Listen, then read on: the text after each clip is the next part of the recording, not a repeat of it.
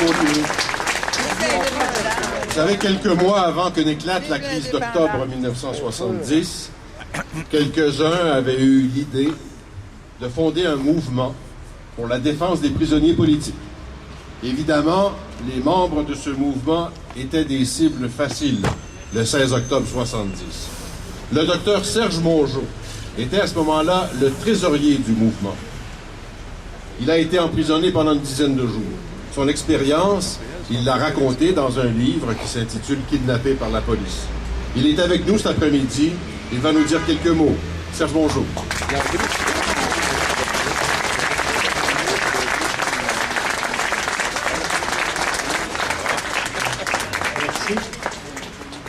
Oui, j'ai été arrêté pendant la crise d'octobre.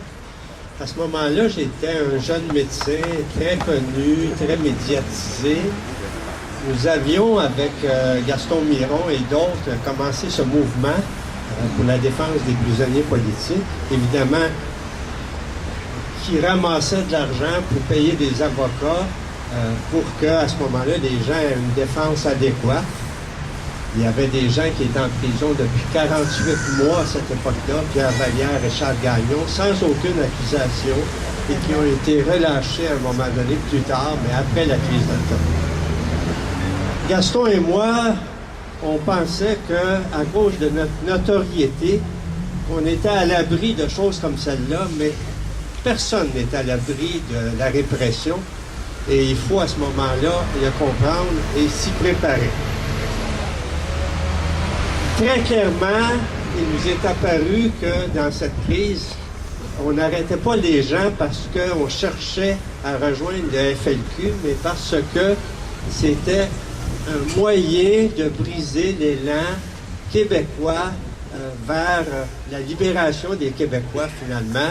Et à ce moment-là, c'est dans cet esprit-là qu'on a été arrêtés. Et ce qu'il faut qu'on comprenne, c'est que cette volonté des gens d'utiliser la violence pour briser les mouvements de libération, elle n'est pas finie.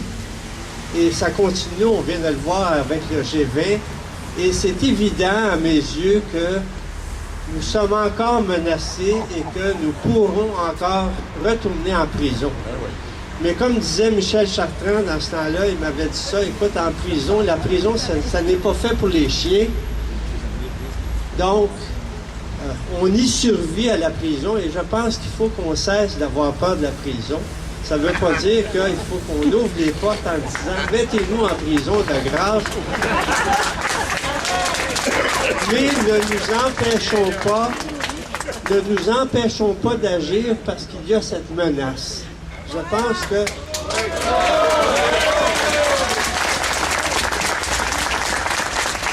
c'est évident, je veux souligner que c'est évident que les gouvernements qui ont utilisé cette arme ont gagné en utilisant cette arme parce qu'ils ont brisé le mouvement qui était bien parti.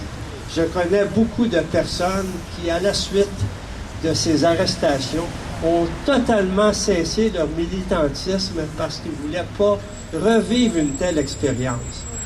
Dans mon cas, ça n'a pas été si difficile, la prison, mais à la suite, ça n'a pas été facile.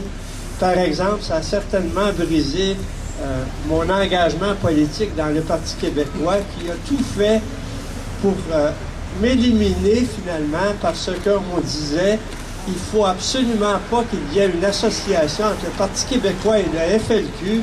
Et si tu as été en prison, il n'y a pas de fumée sans feu. Donc, ça, c'est vrai, c'est Landry qui est et donc, à ce moment-là... Pardon? Ça, c'est vrai. C'est vrai. Yves Mongeau! Oui. Mongeau! Oui. Mon voisin de cellule! Oui, salut! Salut! Monsieur Da Silva. Donc, écoutez, je pense qu'il faut qu'on continue à se battre malgré l'opposition très forte des gouvernants et malgré le recours à des mesures extrémistes qu'ils vont certainement utiliser. Et je pense qu'il faut qu'on se questionne quand ils n'utilisent pas des mesures comme celle-là, parce que ça veut dire qu'on n'est pas tellement menaçant, on n'est pas tellement efficace. Il faudrait qu'on le devienne davantage et qu'on aboutisse à quelque chose. Merci.